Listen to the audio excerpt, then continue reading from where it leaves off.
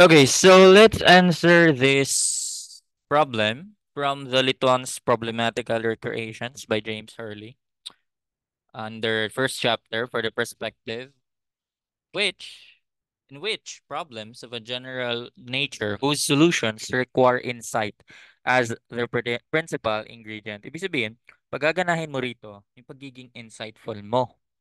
So, itong problem din lumabas noong May 2019 sa Civil Engineering Board exam.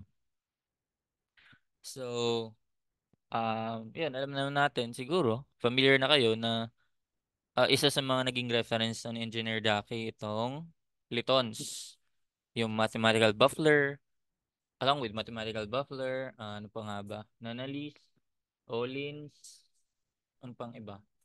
Ngayon, Goswami. Itong Letons, di na gaanong labasin. Iba nilulukswam. Ayun, ending. Walang lumabas.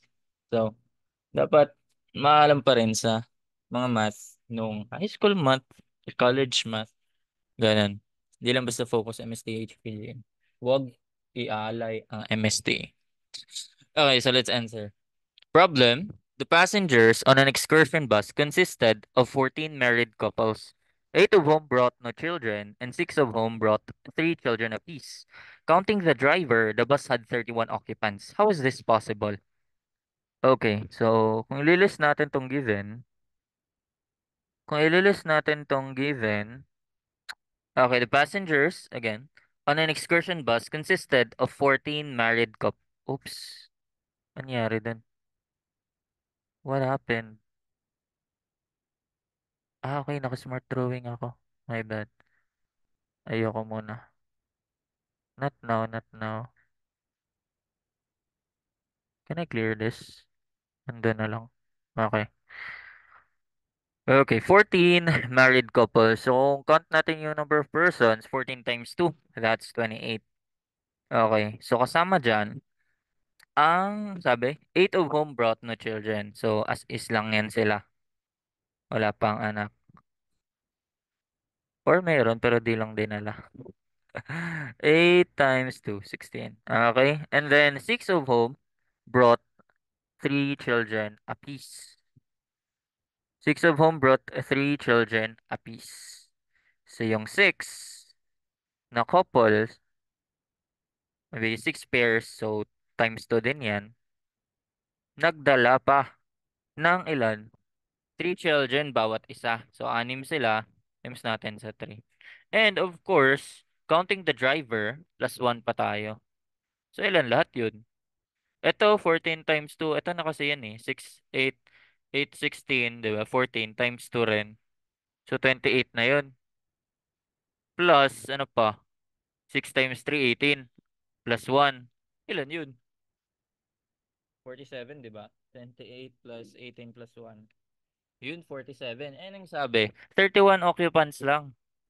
Ibig sabihin, may nag-overlap. Ano ibig sabihin ko nun?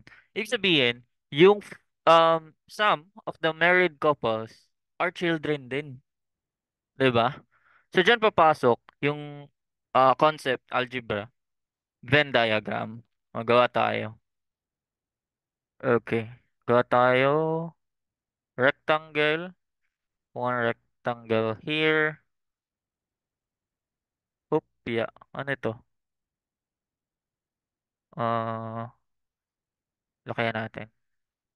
Ayan. Tapos, one circle. Dito na lang. Para malagay ko yung sa driver. And, pwede ba i-copy yan? Na nga lang. Another circle of the same size. Oh, pwede pala. Ay, no. Na-jinx. Okay na yan. Kahit di symmetrical, di identical. Di naman to analytic jump. Okay. So, go tayo. So, di ba? Alala niyo pa to? This is the universal set. So, kasama dito yung driver, yung married couple, yung children. So, sama ko na dito yung driver kasi wala naman siya dito. Ito, pangalanan ko tong children lang. This belong tong circle na to. This ito for married couples. Ayan. So, yun ito, of course, sabi ko nga, may overlap. So, ay, mali. Di ko pa, di pala nakikita yung tinutukoy ko. Ito yung tinutukoy ko. Ito, may overlap. Ayan. Diyan yung intersection na married couple ng children din. Okay. Okay, so dito gamit na tayo ng algebra, concept ng algebra ulit. Pag-let tayo ng x, let natin na x yung children na married couple din.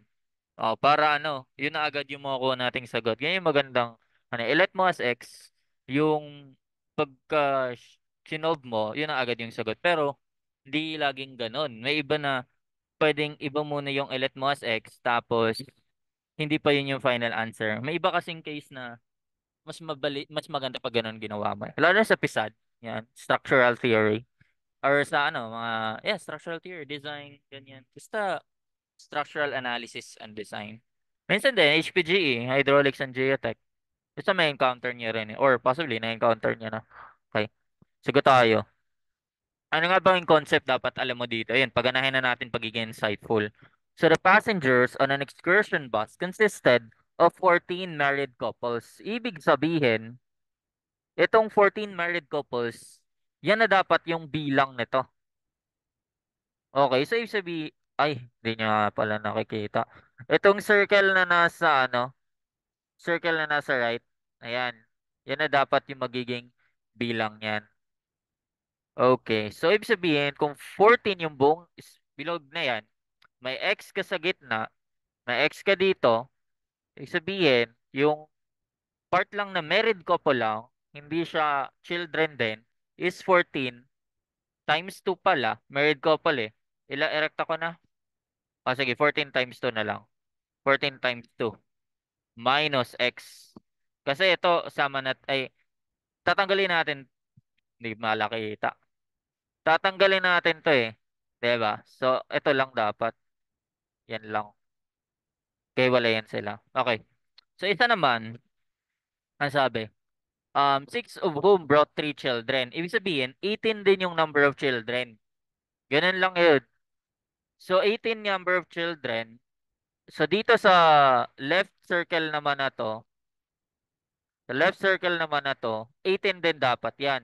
Eh, may x dito. 18 minus x yung dito na part. 'Di ba? Okay, 18 minus x din yan. Then may isa kang driver. Sige, total na natin. 18 minus x plus x.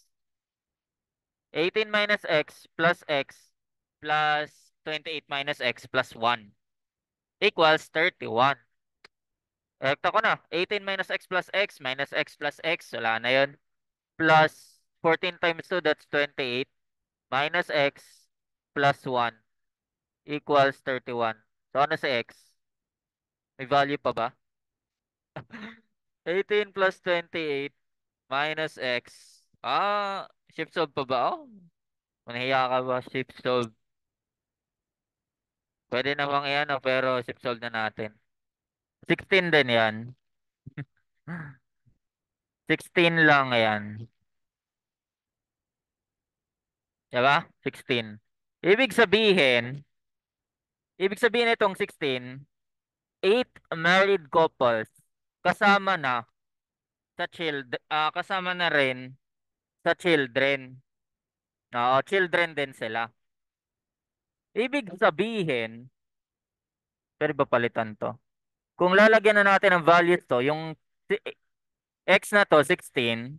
Yung married couple, di ba, ang total dapat niya ay 14. So, ilan, tama ba? 14 married couples. Ibig sabihin, ilan yun? 28. Ilan pa kulang mo? 12. 12 persons. 14 married couple times 2 mo yan eh. Ito, hindi na. Lagay ko nga. Baka naguguluhan eh. 14 times 2. Okay. Lapit na to. Nuulan na rin dito. Sana naririnig pa ako. And itong left circle naman, ang total ng children dapat ay 18. So, 16. 18 minus 16, 2. Dalawa lang yung children. Ay, sabay natin kulay.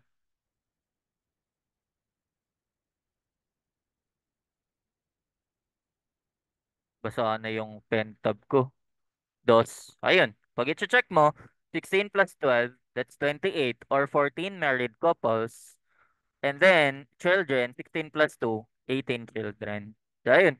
Again, and the answer is included in the, ano tawag nun? 16 married couple ay included in the 18 children or 16 married. I mean, 8 married couples or 16 persons. And that's it. Hope you learned something. Till our next video, sasagot tayo ng mga problems sa CRF na yung wala pang gaano nagagawa ng video. Unahan natin. And also, itong litons, kumpletuhin din natin yan. Ayan.